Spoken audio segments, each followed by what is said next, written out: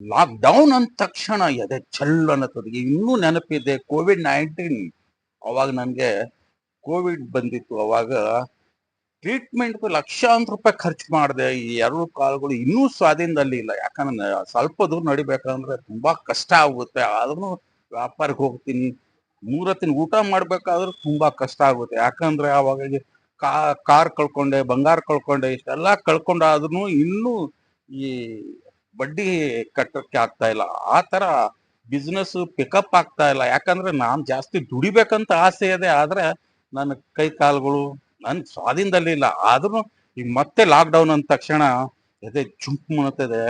Heart beat start ಆಗ್ಬಿಡ್ತು. ಯಾಕಂದ್ರೆ ಏನಪ್ಪಾ ಮತ್ತೆ ಸ್ಟಾರ್ಟ್ ಆಗಿಬಿಡ್ತಾ?